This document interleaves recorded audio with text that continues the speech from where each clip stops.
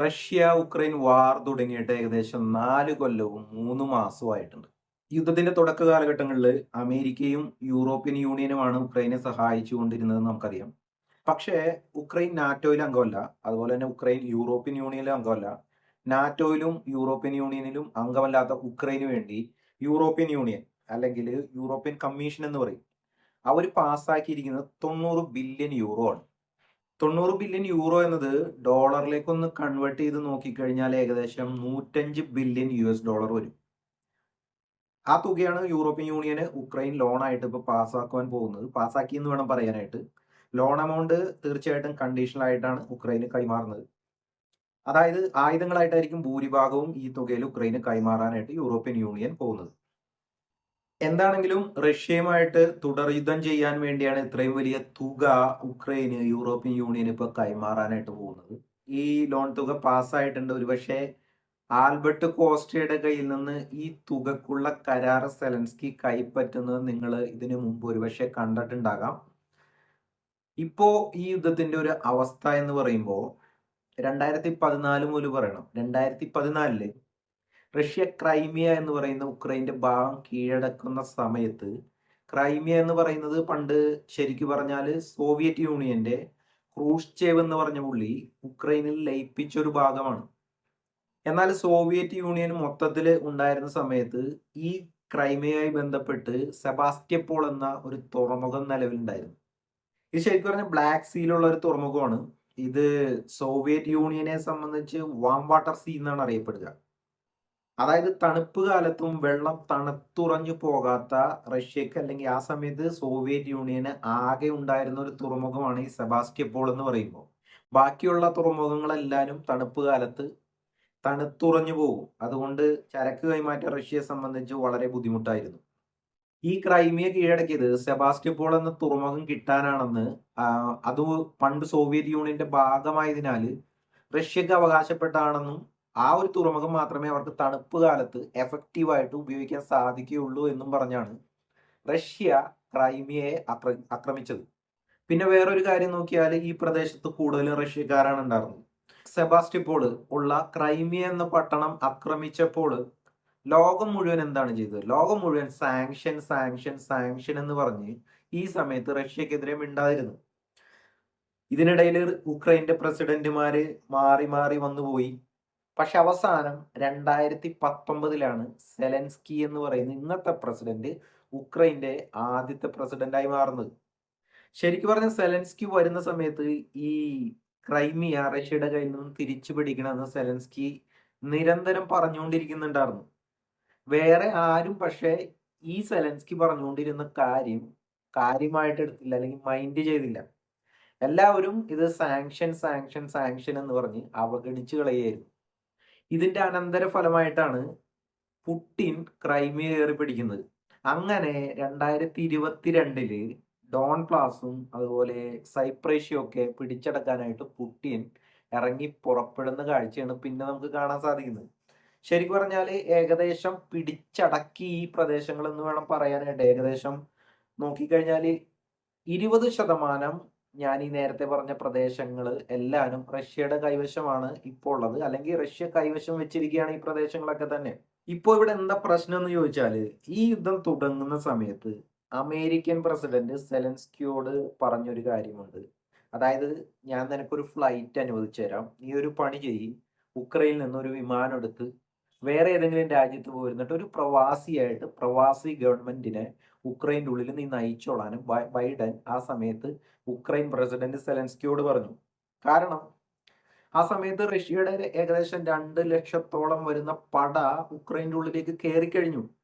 അവരുടെ ടാങ്കുകള് അതുപോലെ വലിയ യുദ്ധ സംവിധാനങ്ങള് എല്ലാം ഉക്രൈൻ്റെ അകത്തേക്ക് കയറി. ഉക്രൈൻ ആണെങ്കിൽ ഒരു നാവികസേന ഇല്ല, ഒരു നല്ല കരസേന ഇല്ല, അതുപോലെ നല്ലൊരു എയർ ഡിഫൻസ് സിസ്റ്റം ഒന്നും ഇല്ലാത്ത ഒരു രാജ്യം ആ സമയത്ത്. അങ്ങനെയുള്ള ഉക്രൈന് ലോകത്തിലെ രണ്ടാമത്തെ സൈനിക ശക്തി എന്നാണ് റഷ്യയെ കുറിച്ച് പറയപ്പെടുന്നത്. ഈ സൈനിക ശക്തിയായ റഷ്യയോട് പിടിച്ചു നിൽക്കുവാനായിട്ട് സാധിക്കില്ല എന്നാണ് അമേരിക്ക പോലും ആ സമയത്ത് കരുതിയത്. ഇത് മുന്നിൽ കണ്ടുകൊണ്ടാണ് അന്ന് ബൈഡൻ സെലൻസ്കിയോട് ഉക്രൈൻ്റെ ഉള്ളിൽ നിന്ന് പലായനം ചെയ്ത് വേറെ ഏതെങ്കിലും രാജ്യത്ത് പോയി അഭയാർത്ഥിയാവാനായിട്ട് ആവശ്യപ്പെട്ടത്. എന്നാൽ സെലൻസ്കി ഈ വാദത്തെ അന്ന് അംഗീകരിച്ചില്ല. സെലൻസ്കി എന്താണ് പറഞ്ഞതെന്ന് വെച്ചാൽ, സെലൻസ്കി തിരിച്ചു പറഞ്ഞത് I don't want A ride, എനിക്കൊരു യാത്രയല്ല ആവശ്യം എന്ന് പറഞ്ഞിട്ട് സെലൻസ്കി എന്ത് ചെയ്തു? സെലൻസ്കി ഉക്രൈൻ്റെ ഉള്ളിൽ തന്നെ അവിടെ താമസിച്ചു. അന്നത്തെ ഒരു പ്രശ്നം എന്തെന്ന് വെച്ചാൽ, ഇന്നുണ്ടായിരുന്ന ഒരു വിലയൊന്നും ഉക്രൈൻ പ്രസിഡന്റ് സെലൻസ്കിക്ക് ഇല്ല. കാരണം അദ്ദേഹം ഒരു കൊമേഡിയൻ ആയിരുന്നു ഉക്രൈൻ്റെ പ്രസിഡന്റ് ആകുന്നതിന് മുമ്പ്. അതായത് അദ്ദേഹം പല കോമഡി കമ്പനികളുടെ എക്സിക്യൂട്ടീവ് ഡയറക്ടർ ആയിട്ടുണ്ട്. അതുപോലെ തന്നെ പല കമ്പനികളും നടത്തിയിട്ടുണ്ട്. പല റോളുകളിലുള്ള ഈ കോമഡി കമ്പനികളുടെ ചുമതല വഹിച്ചിട്ടുണ്ട്. അദ്ദേഹം തന്നെ ഒരു കൊമേഡിയനായിട്ട് അഭിനയിച്ചിട്ടുണ്ട്. അദ്ദേഹത്തെ സംബന്ധിച്ചിടത്തോളം ഈ യുദ്ധം തുടങ്ങുന്ന സമയത്ത് സെലൻസ്കിയെ സംബന്ധിച്ചിടത്തോളം അദ്ദേഹത്തെ ഒരു പ്രഷർ കുക്കറിലേക്ക് എടുത്തെറിയുന്നത് പോലെയാണ് അദ്ദേഹത്തിന് അനുഭവപ്പെട്ടിട്ടുണ്ടാകുക. കാരണം സമാനതകളില്ലാത്ത പ്രഷറാണ് അദ്ദേഹത്തിന്റെ തലയിൽ അന്ന് മൗണ്ട് ചെയ്തിട്ടുണ്ടായിരുന്നത്. നിങ്ങൾ നോക്കിക്കോളൂ, ഉക്രൈനിൽ നിന്ന് ഏകദേശം ലക്ഷക്കണക്കിന് ആളുകൾ പ്രവാസിയായിട്ട് ഈ യുദ്ധം തുടങ്ങിയ സമയത്ത് പുറത്തേക്ക് പോകുന്നു. അതുപോലെ ഉക്രൈൻ പ്രസിഡന്റിന് അദ്ദേഹത്തിന്റെ കുടുംബമായിട്ട് യാതൊരു ബന്ധവുമില്ലാതെ പൂർണ്ണമായും ഐസൊലേറ്റഡ് ആയിട്ടുള്ള ഒരു സ്റ്റേജിലേക്ക് പോകുന്നു. അതുപോലെ തന്നെ റഷ്യയുടെ വലിയ ആർമി ഉള്ളിലേക്ക് ഇടിച്ചു കയറിക്കൊണ്ടിരിക്കുന്ന സമയം മിസൈലുകൾ വരുന്നു, ഡ്രോണുകൾ വന്ന് വധിക്കുന്നു. ഈ സമയത്ത് this man has been planned as A comedian. അതായത് അടി കൊണ്ട് വീണ് കിടക്കുന്ന ഒരു രാജ്യത്തിന്റെ നേതാവായിട്ടാണ് സെലൻസ്കി അറിയപ്പെട്ടിരുന്നത്.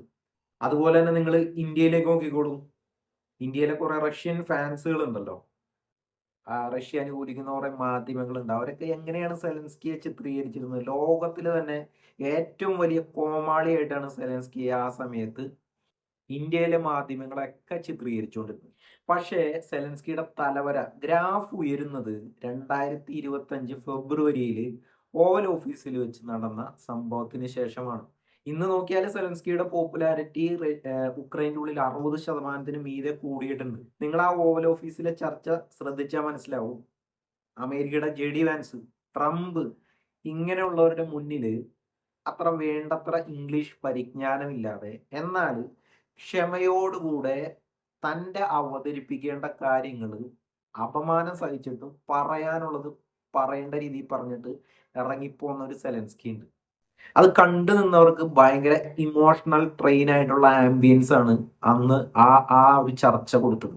ശരിക്കും പറഞ്ഞാൽ അദ്ദേഹത്തിന്റെ ജീവിതാനുഭവങ്ങൾ ഈ ചർച്ചയിൽ പിടിച്ചു നിൽക്കാനായിട്ട് സെലൻസ്കിയെ നല്ല രീതിയിൽ സഹായിച്ചിട്ടുണ്ട്. സെലൻസ്കി എന്ന് പറയുമ്പോൾ സെലൻസ്കി ഒരു പ്രൊഫസറുടെ മകനാണ്. ശരിക്കും പറഞ്ഞ ഒരു മാത്തമാറ്റിക്സ് പ്രൊഫസറുടെ മകനാണ്. ഈ ജീവിതാനുഭവങ്ങളെല്ലാനും അദ്ദേഹം സ്റ്റെബിലൈസ്ഡ് ആണ്, അല്ലെങ്കിൽ അദ്ദേഹം മോർ ഫോക്കസ്ഡ് ആണ് എന്ന് ആ ഓവൽ ഓഫീസിലെ ചർച്ച മറ്റുള്ളവരുടെ മുന്നിൽ തെളിയിക്കപ്പെടുന്നതിന് കാരണമായി തീർന്നു. ഇപ്പൊ പൊതുവായിട്ട് നോക്കിയാൽ അദ്ദേഹം ഇൻഡിവിജ്വൽ ലെവലിലും ഡിപ്ലോമാറ്റിക് ലെവലിലും അതുപോലെ മിലിറ്ററി ലെവലിലും യൂറോപ്യൻ യൂണിയൻ ബഹുമാനിക്കുന്ന വ്യക്തിയാണ്. ആ രീതിയിലേക്ക് അദ്ദേഹത്തിന്റെ ഗ്രാഫ് ഇപ്പോൾ ഉയർന്നിട്ടുണ്ട്.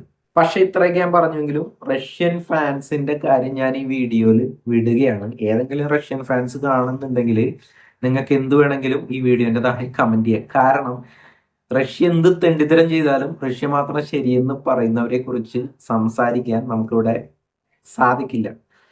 അതുകൊണ്ട് I am just ignoring dum. അതല്ലാതെ നോക്കുകയാണെങ്കിൽ ഡിപ്ലോമാറ്റിക് ഹോട്ട്സ്റ്റാർ ആണ് സെലൻസ്കി. ഇപ്പോൾ നിങ്ങൾ നോക്കിക്കോളൂ, അദ്ദേഹം എവിടേക്കാണ് പോകാത്തത്? എല്ലാ രാജ്യങ്ങളിലും അദ്ദേഹം വിസിറ്റ് ചെയ്തിട്ടുണ്ട്.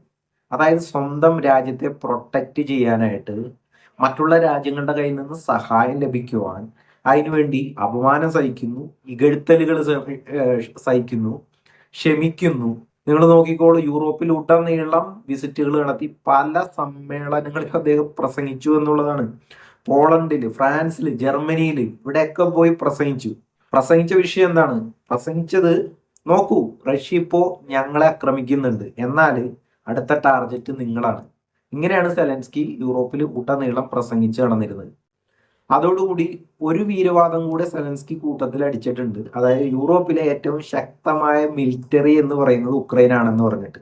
പക്ഷേ ഇത് ചെറിയൊരു വീരവാദമായിട്ട് കണക്കാക്കാൻ സാധിക്കില്ല കേട്ടോ. കാരണം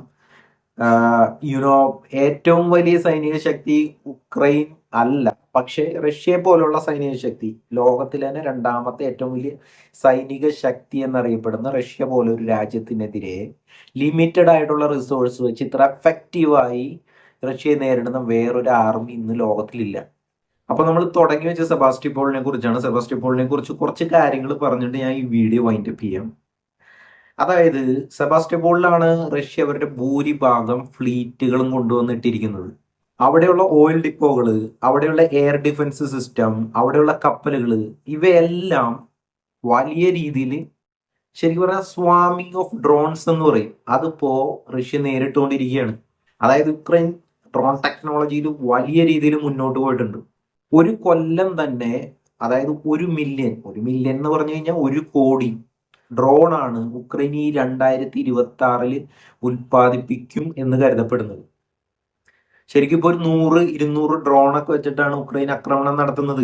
എന്നാൽ ഇതൊരു കൊല്ലം അല്ലെങ്കിൽ 2 കൊല്ലം കഴിയുമ്പോഴേക്ക് ഏകദേശം ആയിരക്കണക്കും വേണ്ട 10,000കണക്കിന് ഡ്രോണുകൾ വെച്ച് ഉക്രൈൻ റഷ്യ ആക്രമിക്കും എന്നുള്ള കാര്യം ഉറപ്പാണ്. ഇങ്ങനെ ആക്രമിക്കുമ്പോൾ എന്താണ് സംഭവിക്കുക?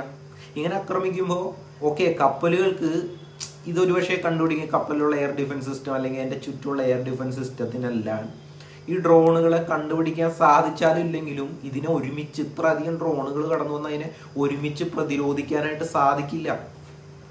നിങ്ങൾ നോക്കിക്കോളൂ, സെബാസ്റ്റ്യപോളിലുള്ള ഒരു ഓയിൽ ഡിപ്പോ ബാക്കിലേക്ക് ഇറങ്ങി ഉക്രൈൻ അടിച്ച് ഡ്രോൺ വെച്ചടിച്ച് നശിപ്പിച്ച് കളഞ്ഞു. 9 തവണയാണ് സെബാസ്റ്റ്യപോൾ ഡിപ്പോ ഇപ്പോൾ ആക്രമിക്കപ്പെട്ടേക്കുന്നത്. ഈ സെബാസ്റ്റ്യപോളിൽ തന്നെ 12 മില്യൺ ബാരൽ ഉൽപ്പാദിപ്പിച്ച് ശേഖരിച്ചു വെക്കുന്ന റഷ്യ അതിപ്പോൾ പൂർണ്ണമായിട്ട് ആ സെബാസ്റ്റ്യപോൾ നശിച്ചു പോയിരിക്കുകയാണ്. ആ എണ്ണ ഇപ്പോൾ റഷ്യക്ക് വിൽക്കാനായിട്ട് സാധിക്കുന്നില്ല. പലരും ഇറാൻ അമേരിക്ക യുദ്ധത്തിനിടയിൽ പറയുന്ന കേട്ടു റഷ്യ ഓയിൽ വിറ്റ് വലിയ വരുമാനം ഉണ്ടാക്കുമെന്ന്. പക്ഷേ റഷ്യ ഉണ്ടാക്കേണ്ടുന്ന ലാഭമാണ് ഇപ്പോൾ ഉക്രൈൻ ഈ രീതിയിൽ അടിച്ച് ഡ്രോൺ വെച്ച് അടിച്ച് നശിപ്പിച്ച് കളഞ്ഞേക്കുന്നത്. അതായത് ഈ മാസം, അതായത് ഏപ്രിൽ 16, ഏപ്രിൽ 19, ഏപ്രിൽ 24 ഈ ദിവസങ്ങളിൽ ഡ്രോൺ മാത്രം ഉപയോഗിച്ച് ഉക്രൈൻ റഷ്യക്ക് വലിയ നഷ്ടമാണ് ഈ ഓയിൽ ഡിപ്പോയിൽ വരുത്തിയേക്കുന്നത്. വേറൊരു കാര്യം കൂടി പറയാതെ വയ്യ, സെബാസ്റ്റ്യപോളിൽ നങ്കൂരമിട്ടിരുന്ന 60 മുതൽ 70% വരെയുള്ള റഷ്യയുടെ ഫ്ലീറ്റുകൾ, കപ്പലുകൾ എല്ലാം എടുത്തുകൊണ്ട് റഷ്യ ഇപ്പോൾ ഓടിയൊക്കെയാണ്. സെബാസ്റ്റ്യപോളിൽ നിന്ന് ഏകദേശം 360 കിലോമീറ്ററിന് അപ്പുറമുള്ള ലാബ്രോഷ്യ എന്ന ഐലൻഡിലേക്കാണ് ഈ കപ്പലുകളെ റഷ്യ ഇപ്പോൾ മാറ്റിയിട്ടിരിക്കുന്നത്. ഇവിടെ മനസ്സിലാക്കേണ്ട ഒരു കാര്യം, ഈ സ്ഥലവും ഉക്രൈൻ ഡ്രോണുകൾക്ക് എത്തിപ്പിടിക്കാൻ കഴിയാത്ത ദൂരത്തിലുള്ളതല്ല.